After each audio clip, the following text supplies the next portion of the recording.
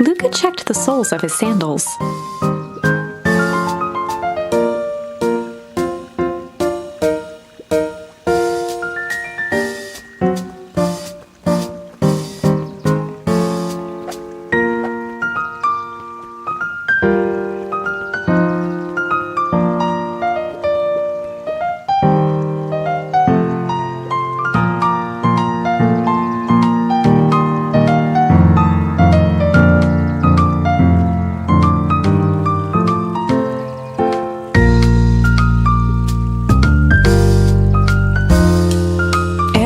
Valentine, oldest of Sharper Valentine's children, and heir to the Valentine fortune, had a way of making questions seem like demands. Mr. Wilder had learned to assume that if he was hearing from Eris, it was because she had taken issue with something he had put in the paper.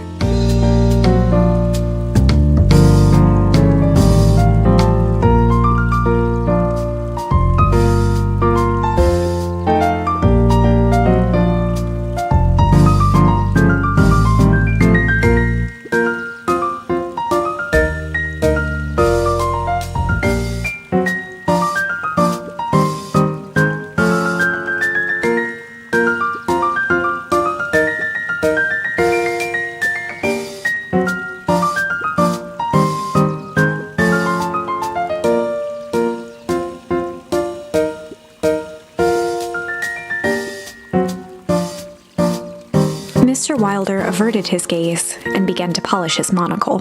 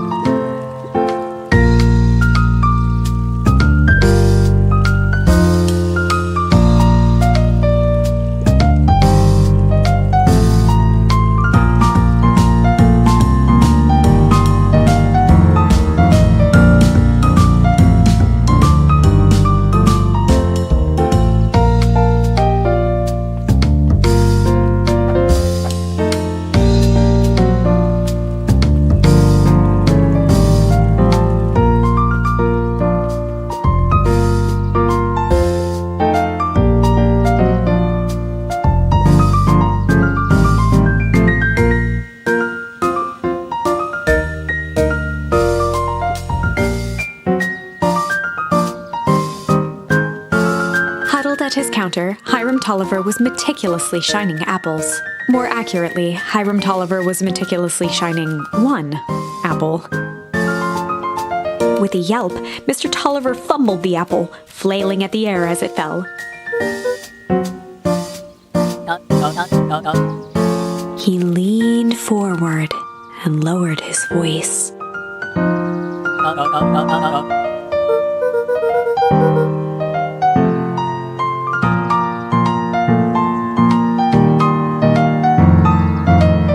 He leaned in a bit further.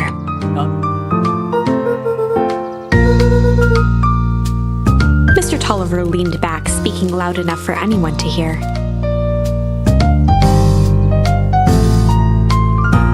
He reached forward and snapped up the jars of jam, giving Luka a little wink.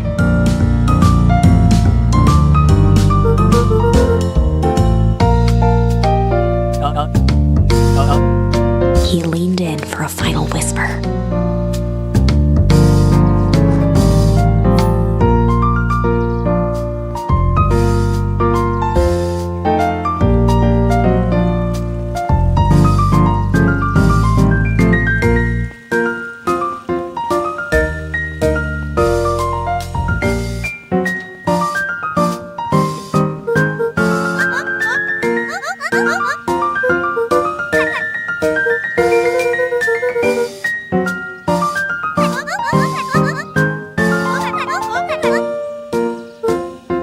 Motioned to the book in front of him.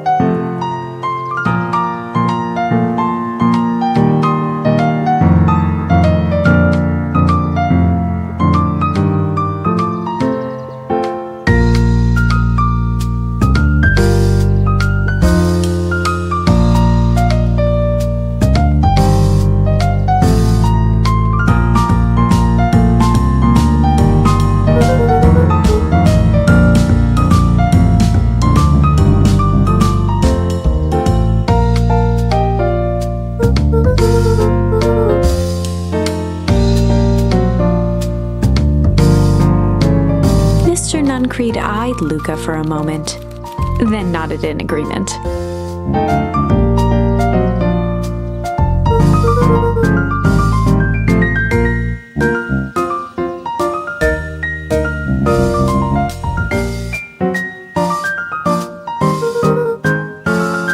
Luka handed the jam to Mr. Nuncreed, and he nestled it with both hands.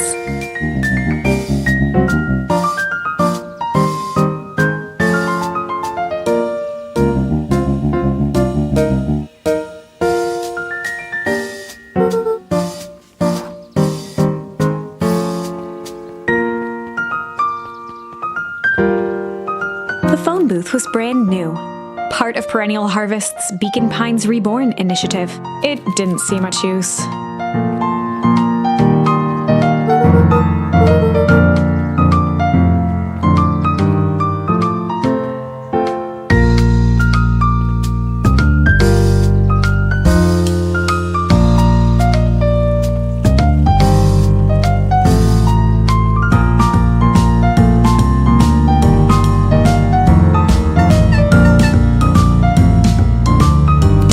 Dreams of becoming a big-time reporter.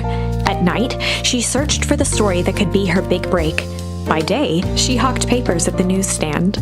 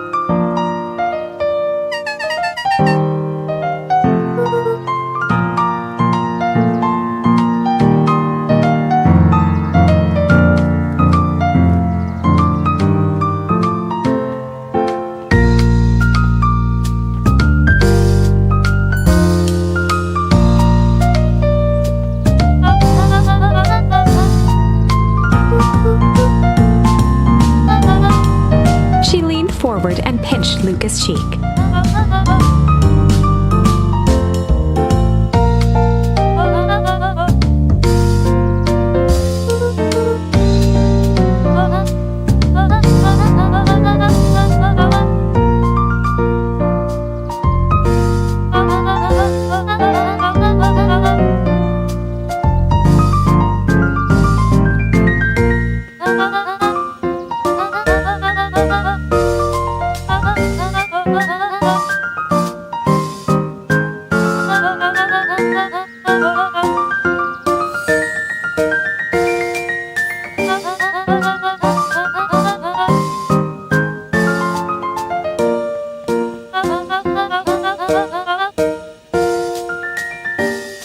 Luka shifted the basket uncomfortably. Mrs. Fratelli lifted the cloth and inspected the jam.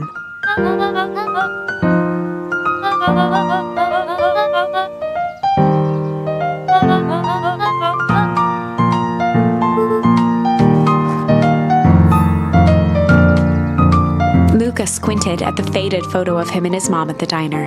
Memories of that day came flooding back.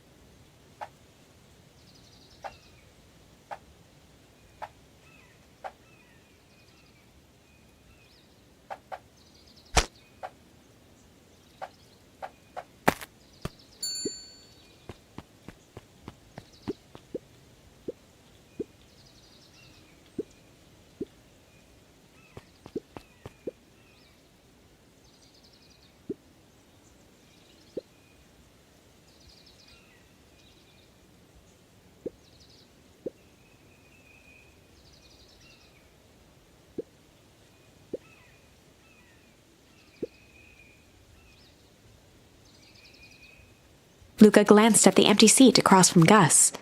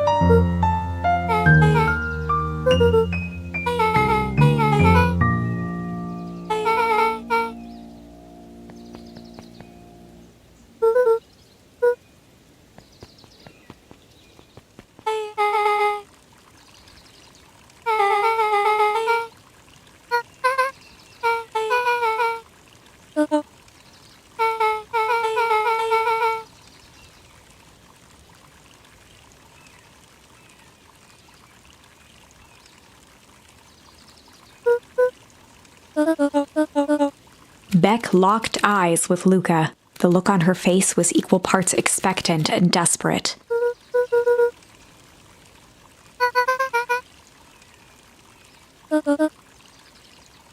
Beck gave Luka a quick nudge.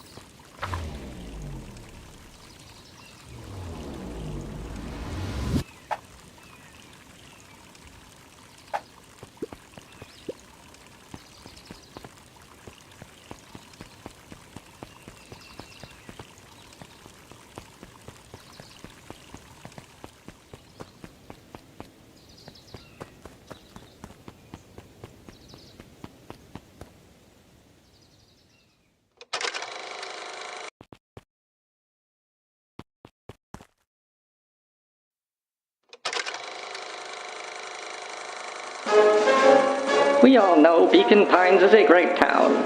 What you may not know is great towns grow from mighty roots. And that is why you cannot tell the story of Beacon Pines without telling the story of one Sharper Valentine. Young Sharper's keen intellect and strong moral fiber led to a grand vision. A vision of a community dedicated to a better tomorrow. In his own words, a better tomorrow is within our grasp, but it requires a singular mind to harness it. Lucky for us, he decided to grow that vision here, in Beacon Pine. And how does one grow a better tomorrow? With fertilizer, of course.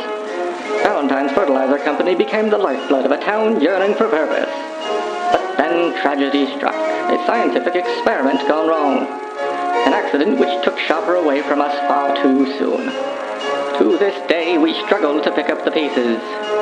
But one foul harvest isn't enough to stop the people of Beacon Pines. The spirit of Sharper Valentine lives on. It lives in the hearts of everyone with a dream for a better tomorrow. Together, we will follow his example and grow a bountiful future. Paid for by the Valentine family and the Valentine Fertilizer Company Remembrance Fund.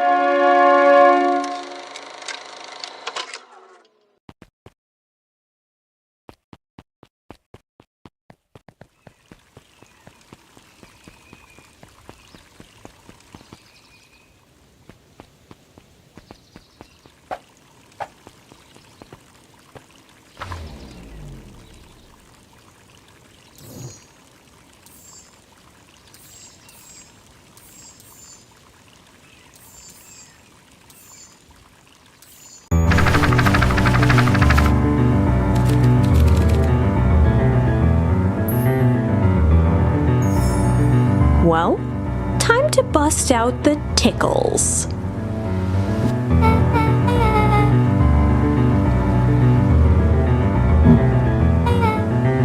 Beck lunged forward and began to tickle under Tish's arms.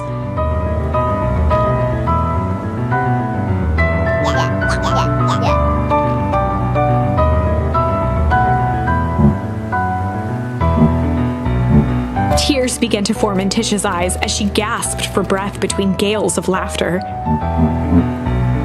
Beck redoubled her efforts until Tish finally had had enough.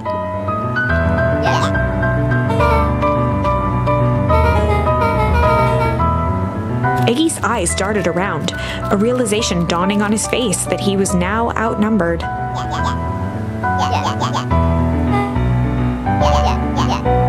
Iggy kicked at the puddle before making his escape.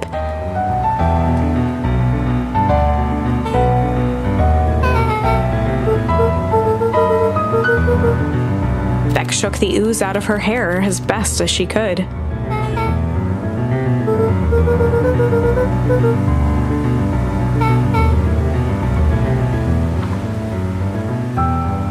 Chapter 4. The Best Policy. Luka paused for a moment, catching his breath. He'd only just met Beck, and somehow he already managed to drag her into this mess. Hopefully he could make it up to her. But finding Rollo was his primary concern.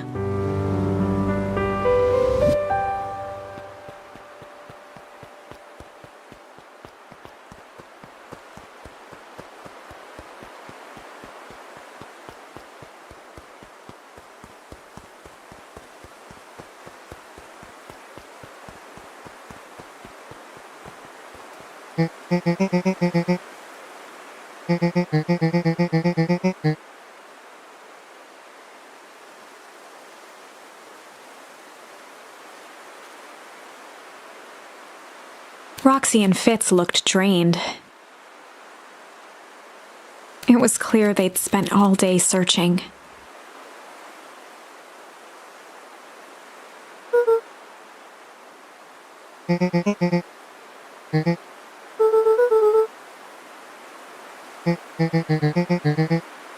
Roxy's temper could often be dismissed as the impatience of an older sibling.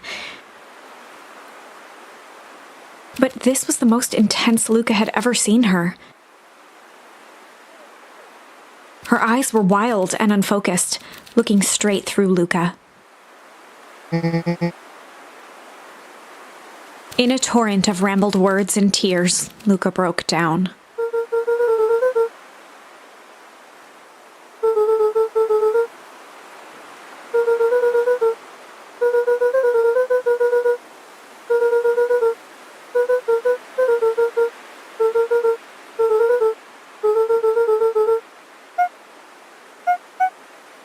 Roxy, still exhausted and angry, softened briefly as her eyes hunted the ground in thought. With a determined sigh, she looked up at Luka.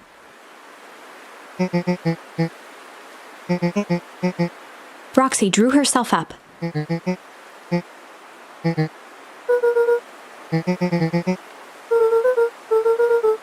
Roxy tried to think of the safest place to send Luka.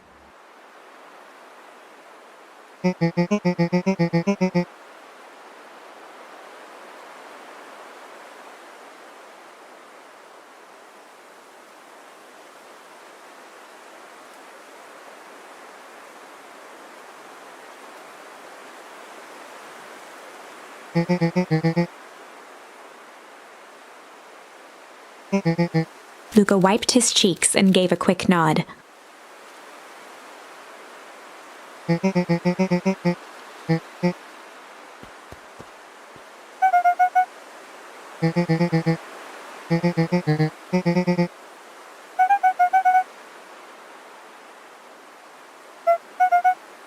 Looking into the puddle, Roxy rubbed her arms to warm up.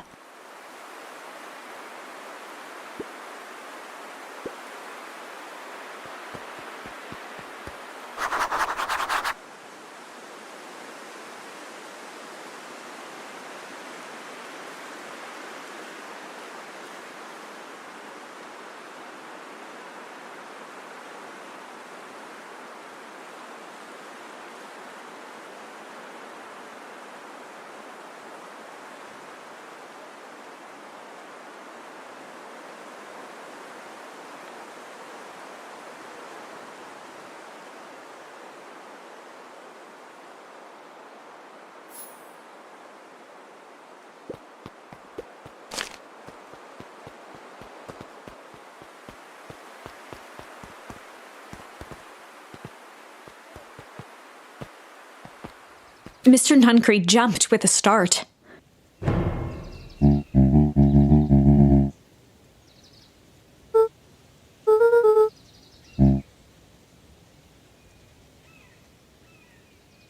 Luka motioned to the phone booth.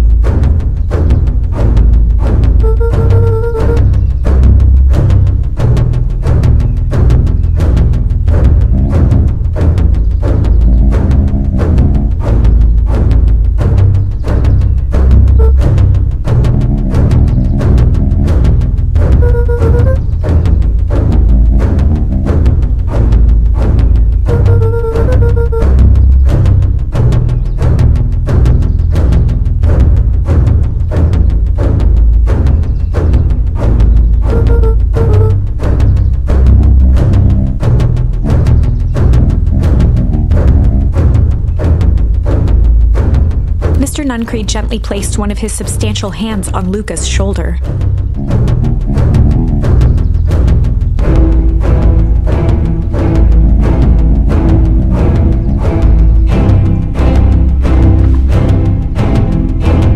Luka peered up at Mr. Nuncreed. Kind eyes warmed a stern face.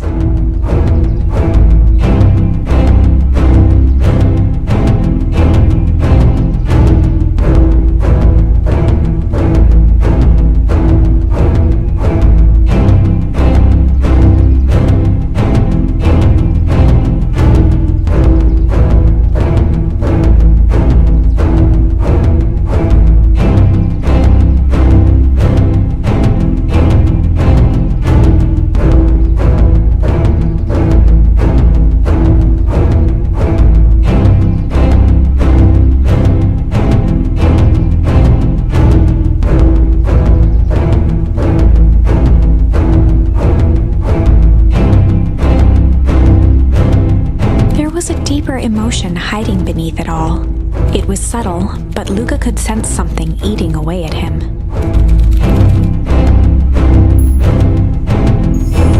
There was a shame lurking behind those eyes. A deep sadness. If If Mr. Nuncreed was that worried about Rollo, maybe he could help.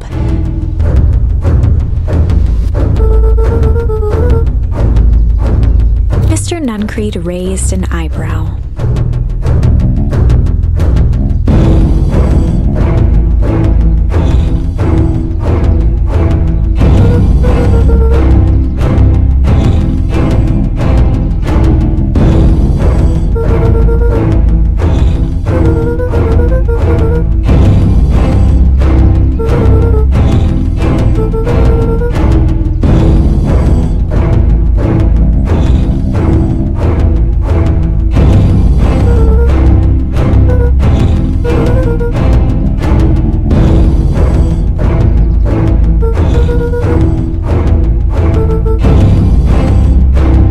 Mr. Nuncreed's shoulders slumped.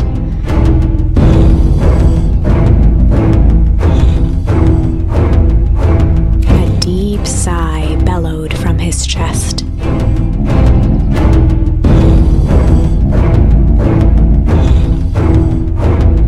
Luka attempted to take a step back, but Nuncreed's hand clamped down on his shoulder.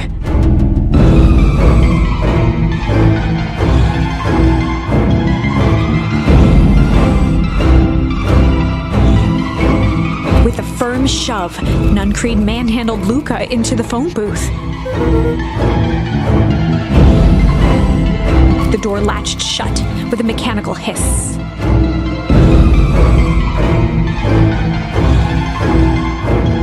As Luka pounded the glass, the floor dropped from under his feet. The inside of the phone booth was now a loose capsule plummeting at gravity's whim. Luka winced and pressed his hands to the walls. As he braced for impact, the capsule hurried to a surprisingly smooth stop. He felt a cold rush of air and opened his eyes with hesitance. Two large figures in hazmat suits occluded his view. Luka heard the deep, resigned voice of Mr. Nuncreed over an intercom. He knows too much. The end. Wait. No. This isn't the end. I know there's still much more. Somehow this went wrong. Okay, let's try something else.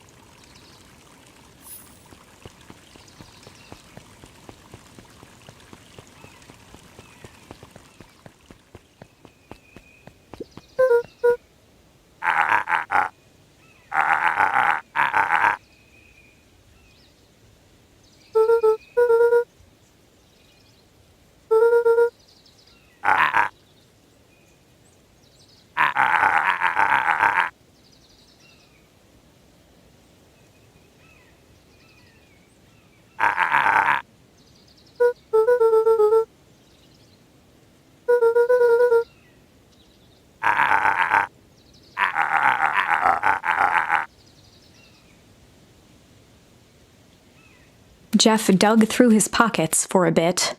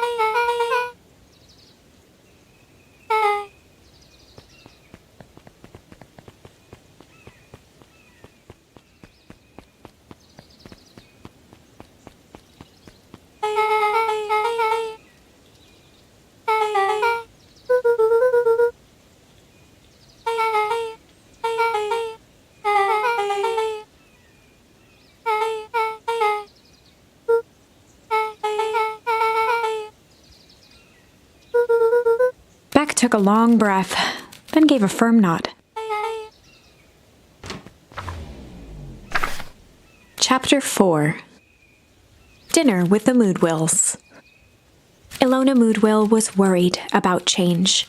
A gardener at heart, she understood the necessity of change, relied on it even. But there was a difference between the controlled world of her plants and this cluttered cottage in a strange town. Almost done. Nellie was a blur of activity, digging through boxes. Sorry, love, couldn't find the dishes. We'll have to make do with paper plates. Dinner went by without much conversation. As she watched Beck and Luka finish up their pizza, Ilona let herself relax into the chair. The things she cared about were still here. Nellie finally had the job of her dreams. Beck was beginning to take root.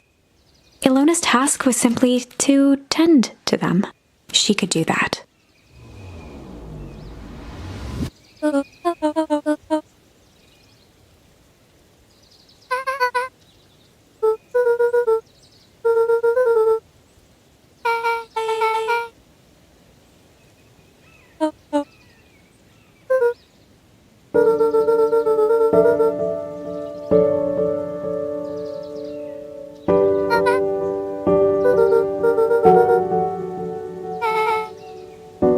Luka's eyes were fixed to his plate, pushing a chunk of pineapple around with his finger. Nellie was the one who eventually broke the silence.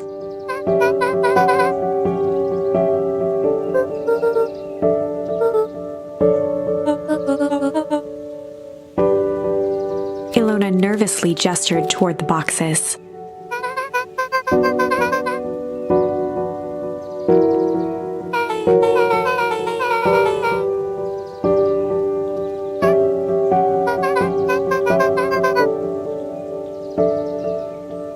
Luka wiped his face with his sleeve.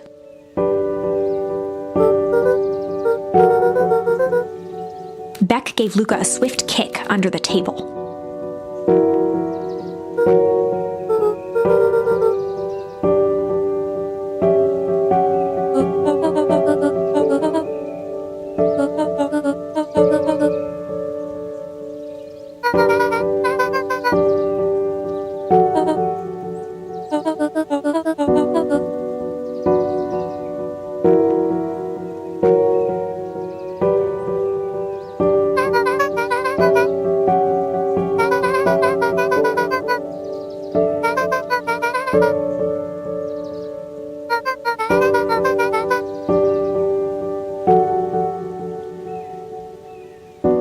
Luka glanced over to Beck. She seemed to be holding her breath.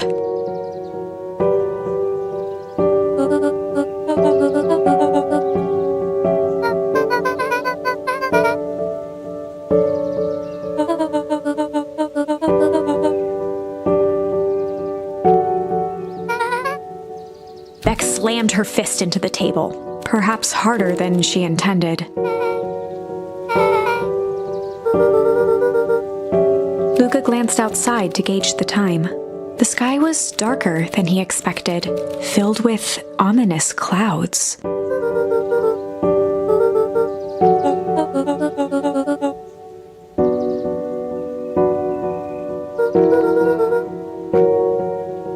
Luka wiped his mouth one last time with his napkin and started to get up.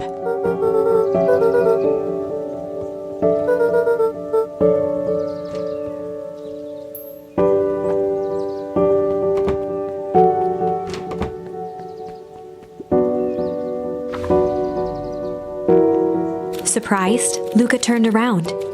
He knew Rollo could be prickly around new people. But Beck seemed cool. Rollo would warm up to her eventually, probably.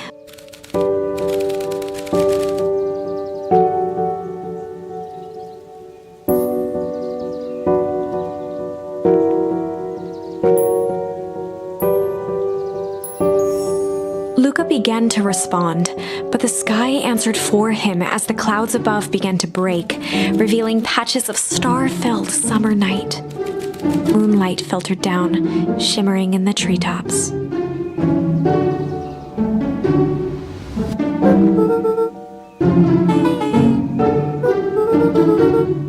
Luka stopped himself mid-sentence.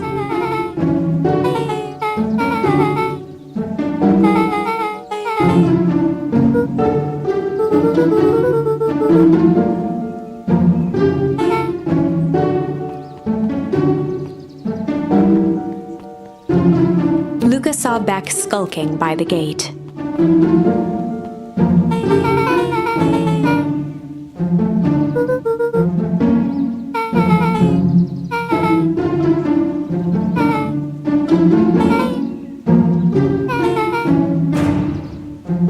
Beck grabbed the wrought iron bars and shook the gate.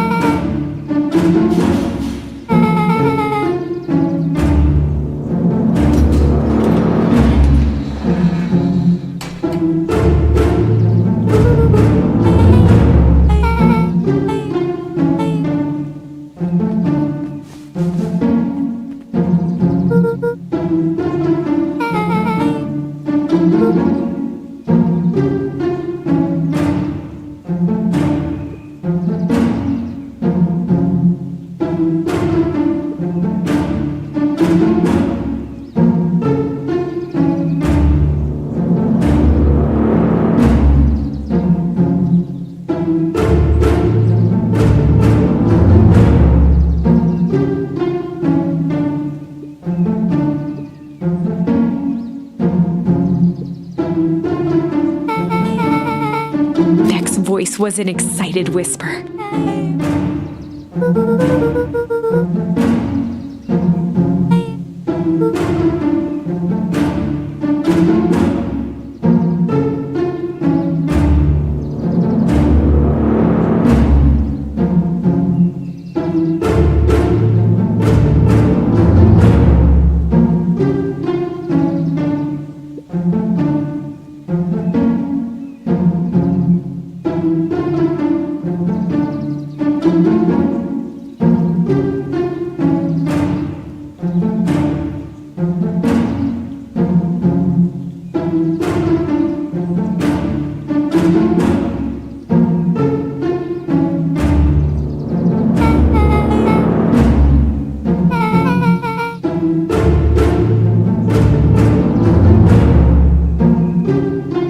The mysterious figure retracted their mask, hair pushing out from all corners.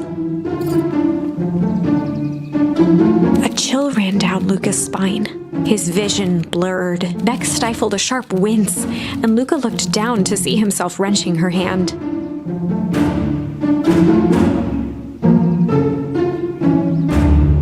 Gran tousled her hair back under the face mask.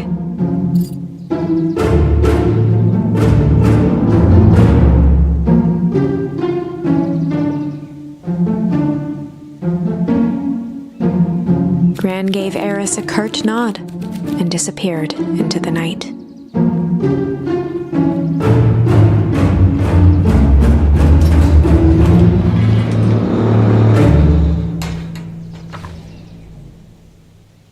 Chapter 5. What big ears you have! Luka sat shivering in the bushes, staring at his feet. After checking to make sure the coast was clear, Beck gave him a gentle tug on his sweater.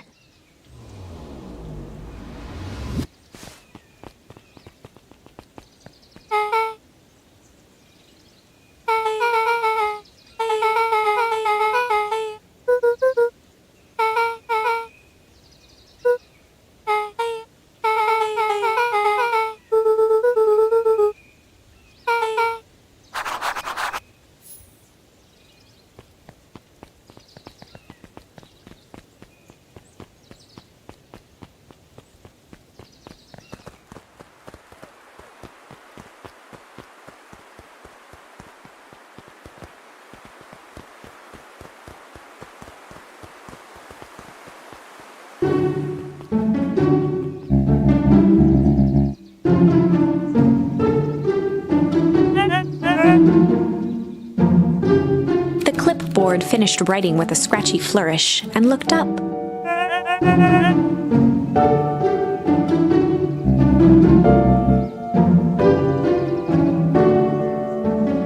Mr. Nuncreed, arms crossed over his paunch, gave an exhausted sigh.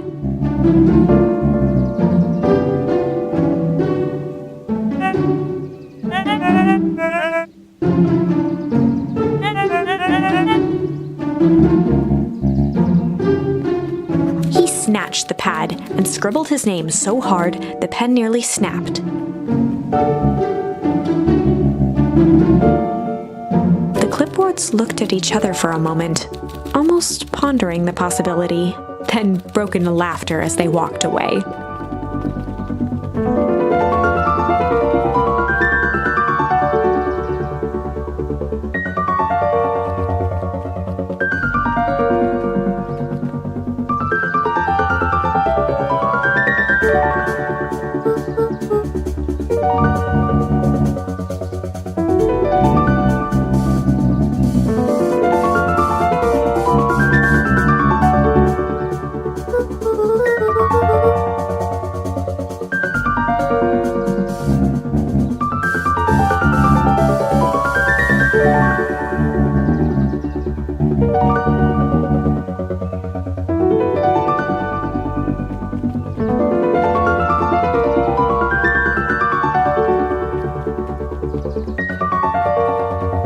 Jeff's hardware closed down about a year ago. The effects of the foul harvest stretched wide. When there are no crops in the field, tractors don't need fixing.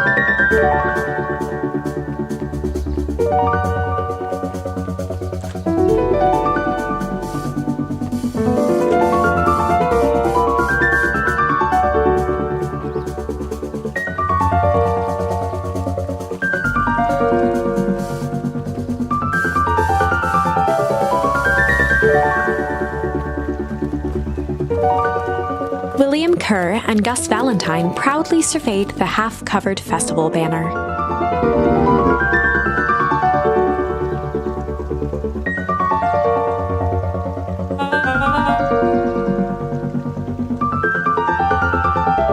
The mayor gave a half-hearted shrug.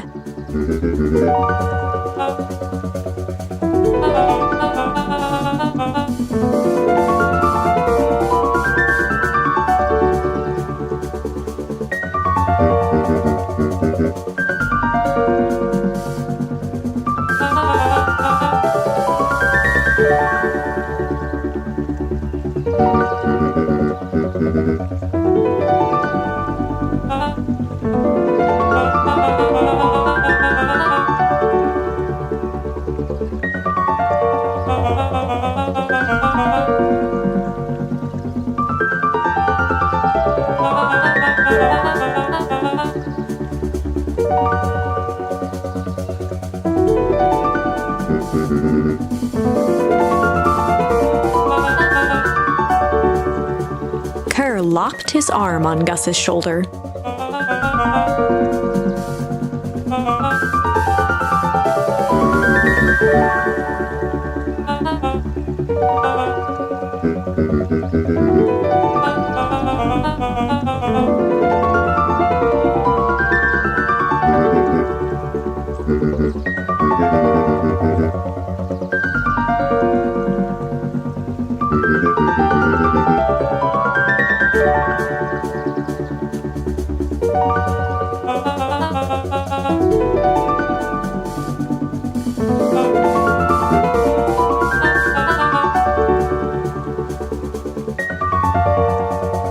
With a glimmer in his eye, Kurt gestured grandly toward the horizon.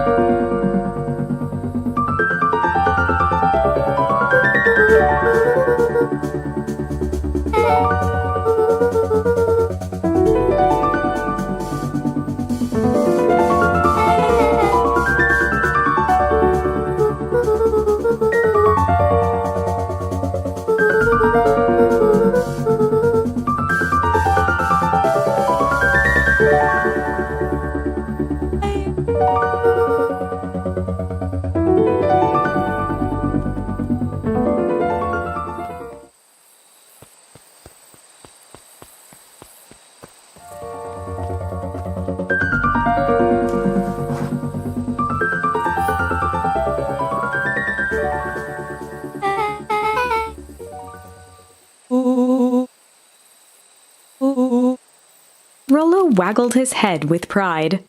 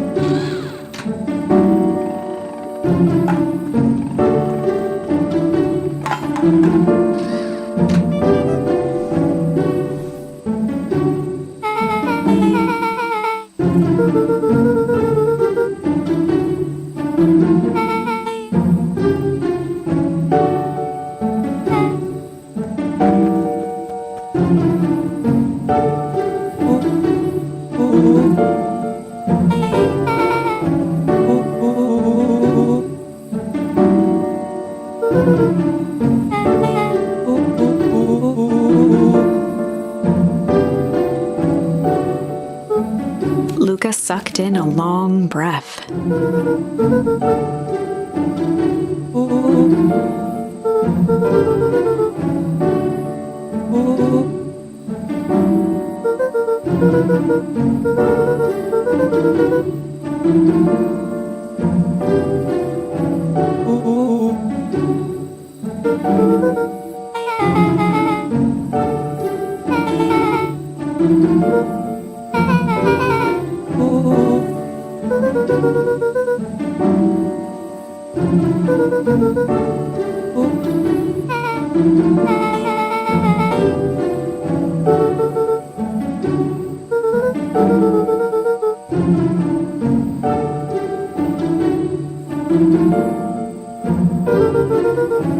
Rollo let out a low whistle.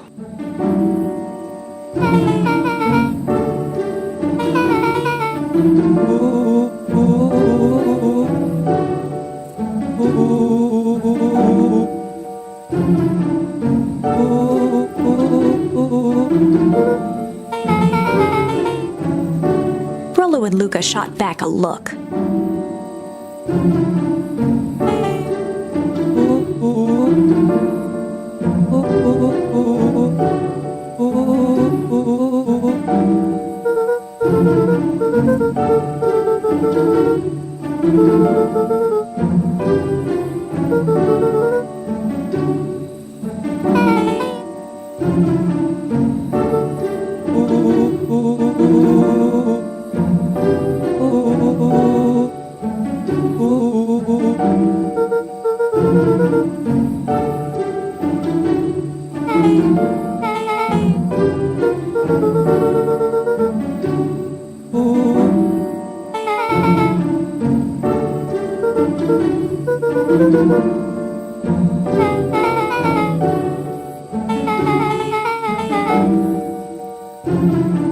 Luka gazed out the window.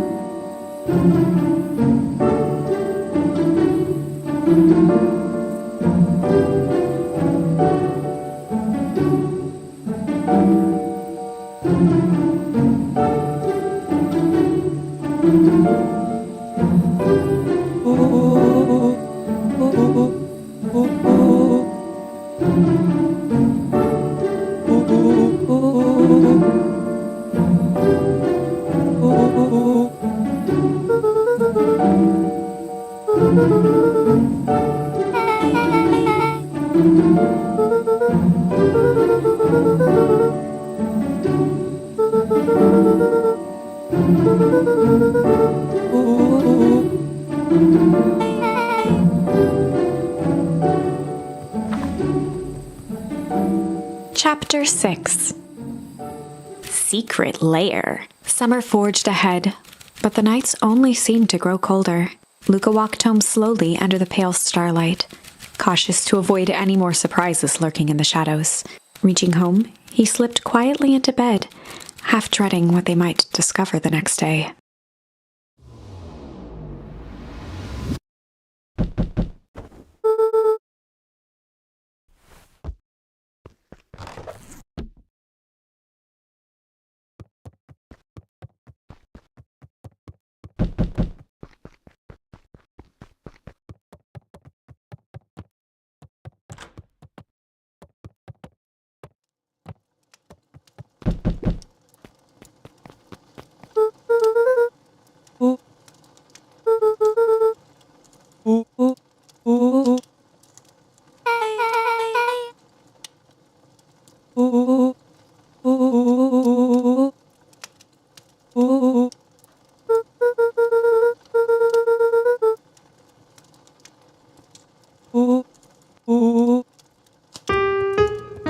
Luka and Beck rolled their eyes as Rollo strutted across the room.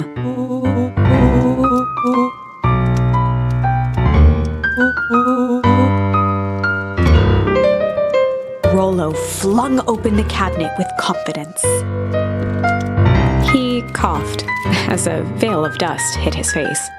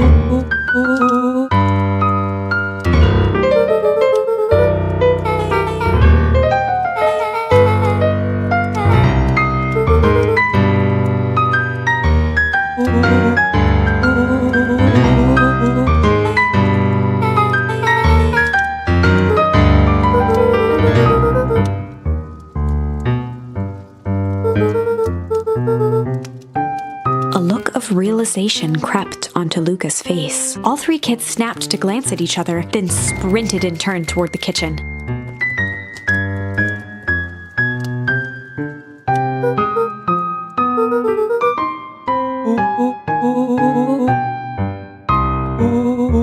Before he could finish, Luka scrambled up Rollo's back.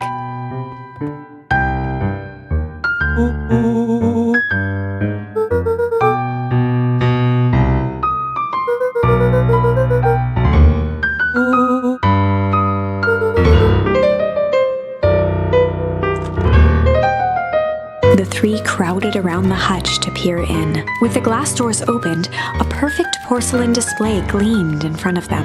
Their eyes searched for anything amiss, but the only distinct feature was its impeccability.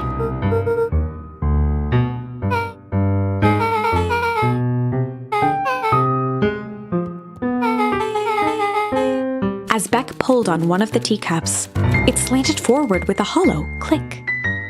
The entire hutch began to rustle and slide under its own power.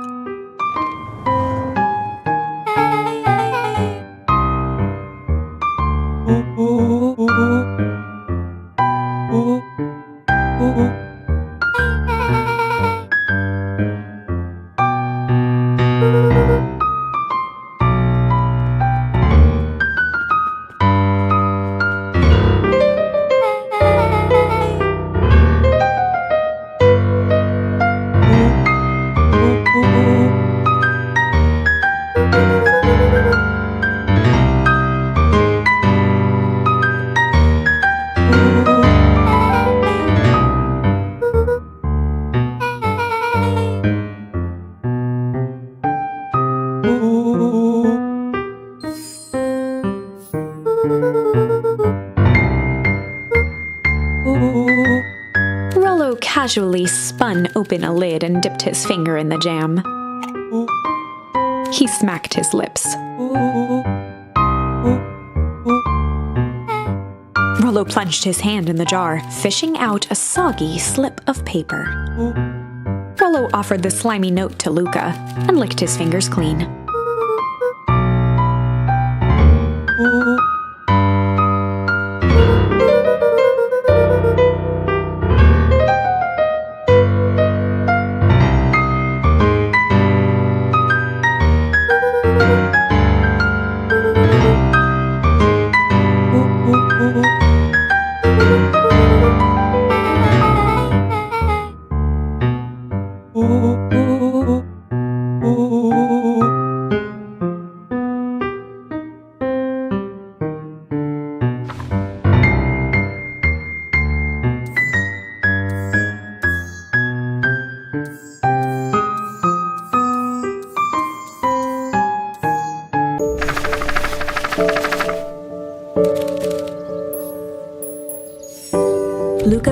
respond, but the sky answered for him as the clouds above began to rumble with ominous thunder.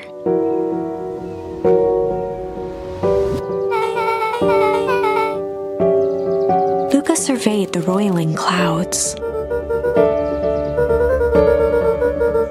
At that moment, the heavens opened up, unleashing torrential rain.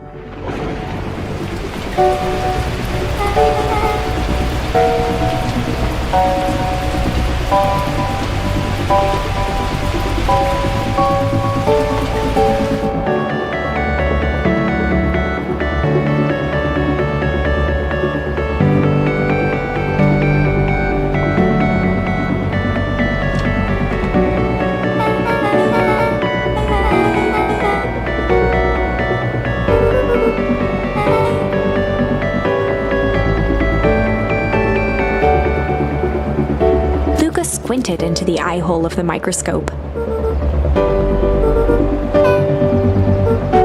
Luka adjusted the slide with his fingers to get a better look.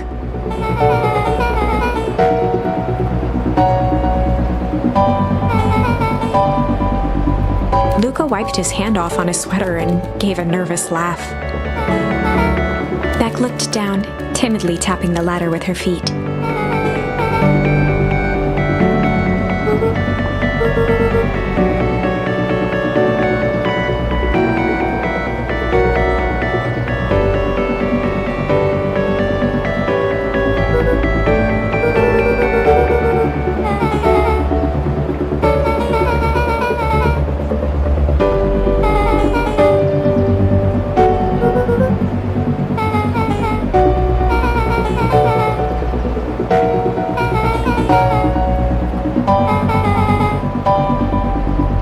Luka flicked at one of the toggles.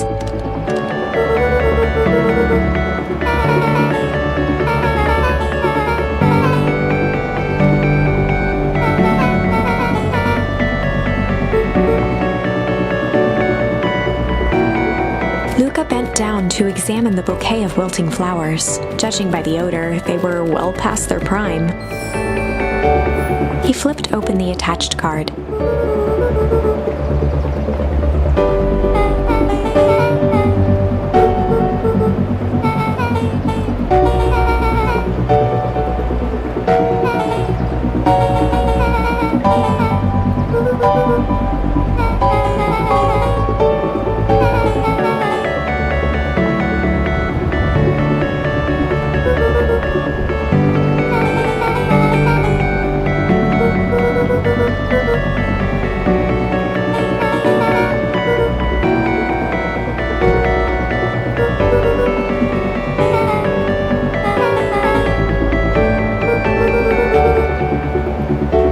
Took a moment to watch the rivulets of water running down the window.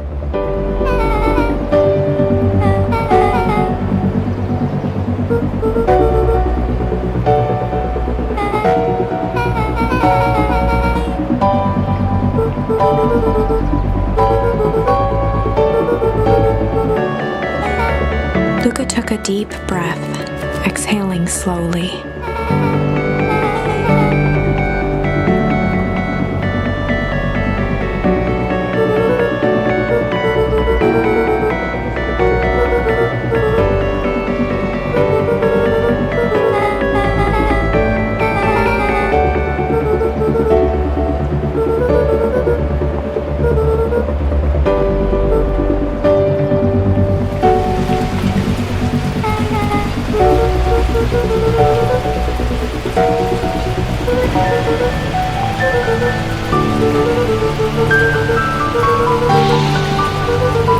Luka let out a feral scream that echoed into the night.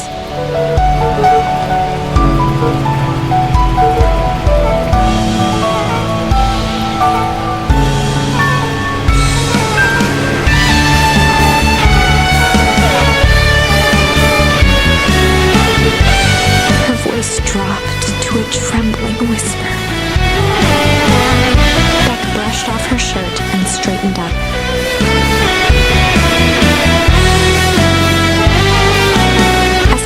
As it began, the storm abated.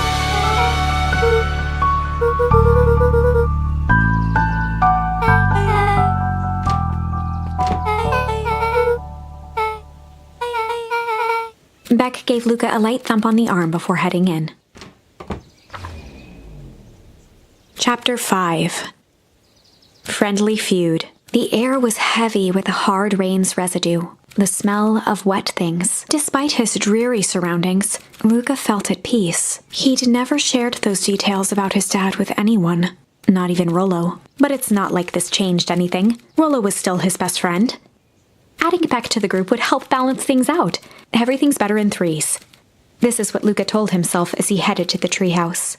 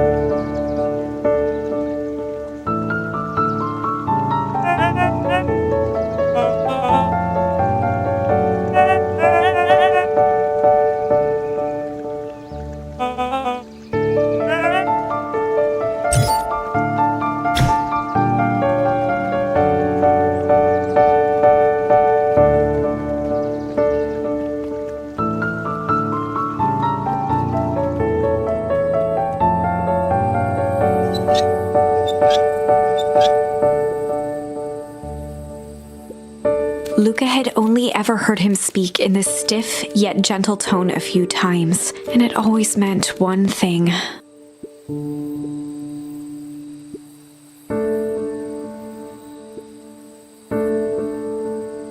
Rollo scoffed.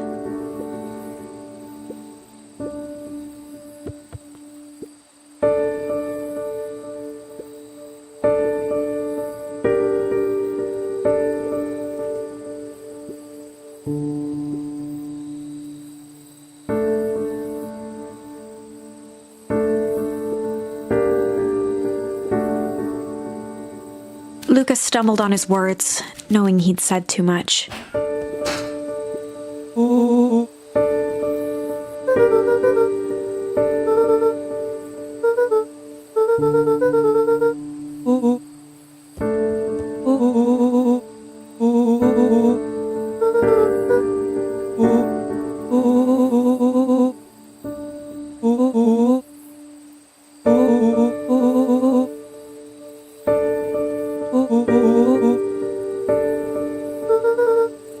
Luka became instinctively angry in response. Both boys were now shouting across the distance.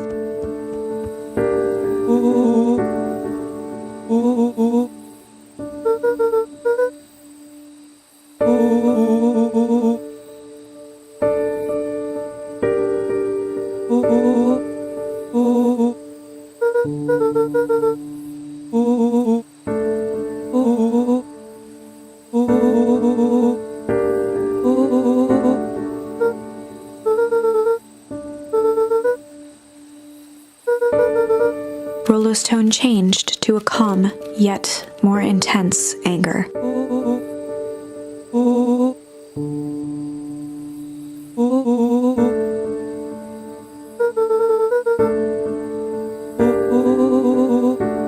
The words hung in the cold night air. Rollo's stomach dropped, knowing he'd crossed a line, but it was too late.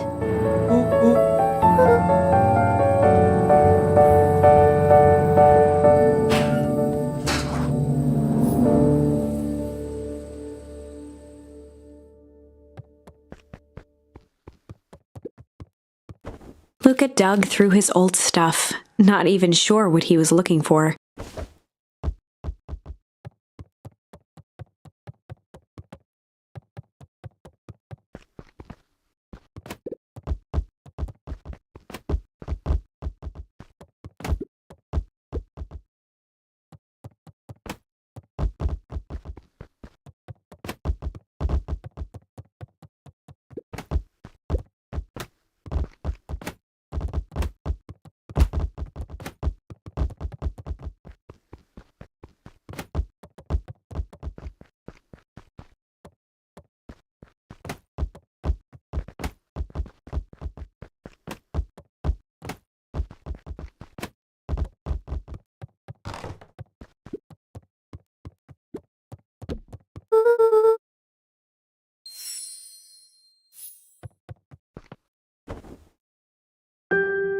Gran cooed gently from the hallway.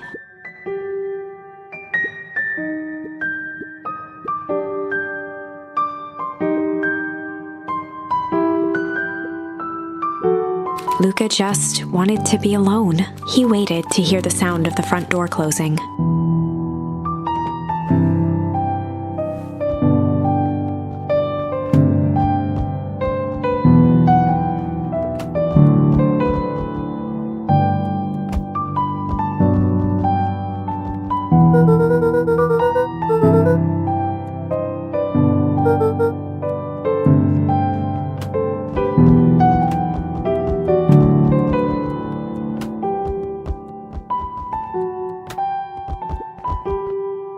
Luka dozed off again.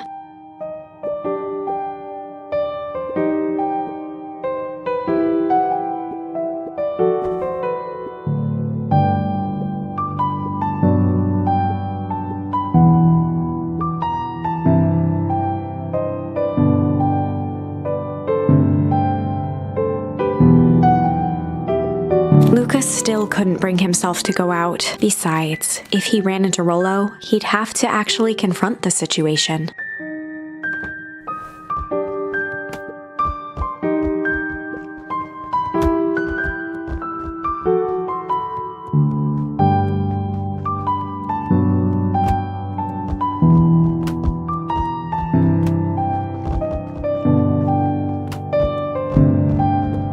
The Adventures of Hank. Luka carefully opened the cover and began to read. Rollo had received it for his birthday, a special hardcover edition with behind-the-scenes commentary and bonus art. Rollo cherished it, but asked that Luka keep it at his house. Luka wasn't sure if it was because Rollo didn't trust himself with it, didn't trust his sister around it, or just wanted an excuse to come hang out at Luka's more often. Whatever the reason, Luka didn't mind, but it had stayed right there where Rollo had stashed it ever since. Now, at the foot of his bed, Luka lost himself in the pages. He'd read it all before, but at this moment, it somehow felt sentimental. He was well into issue number 5 when he heard soft footsteps from the hallway.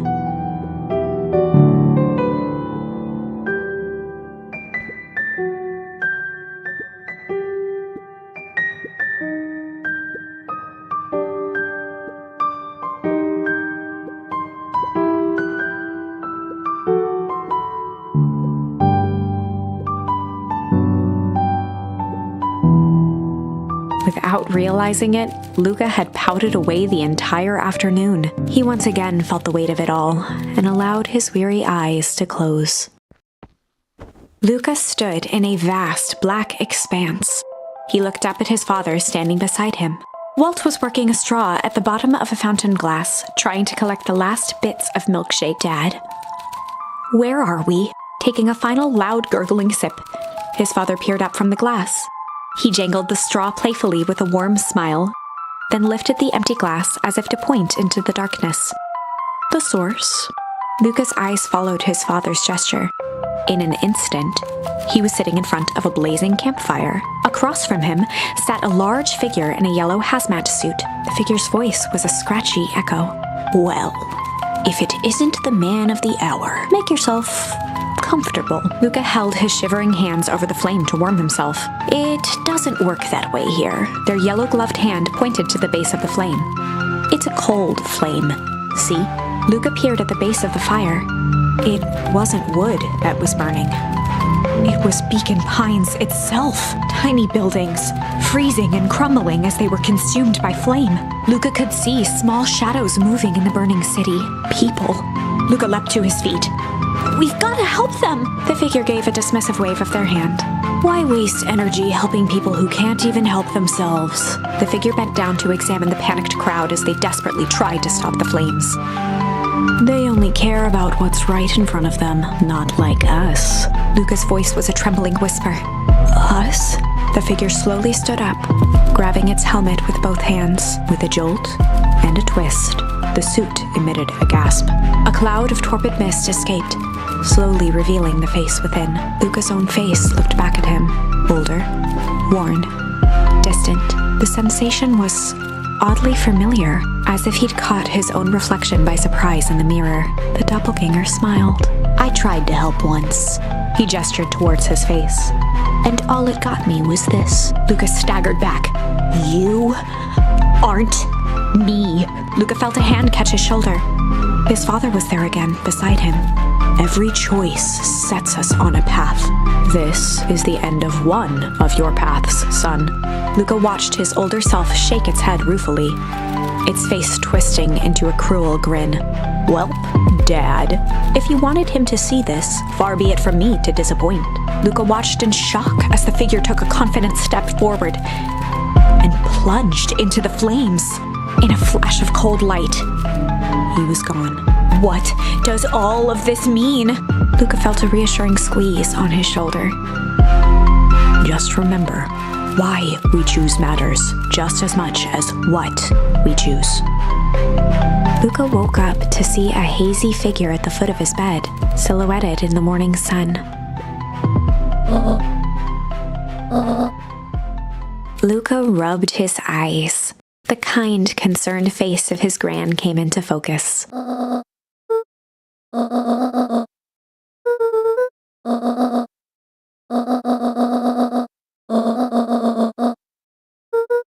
Gran silenced Luka with a gentle pat on the leg.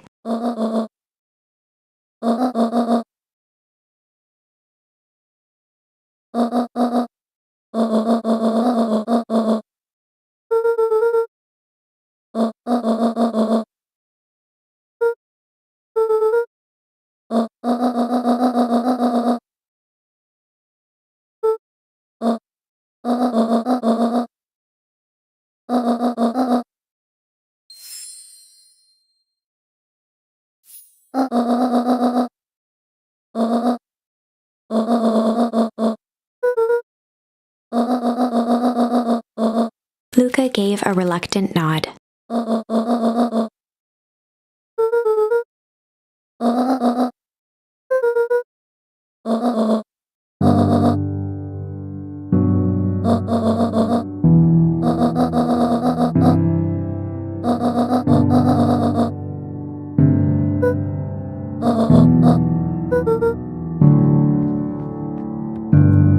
Luka took a deep breath.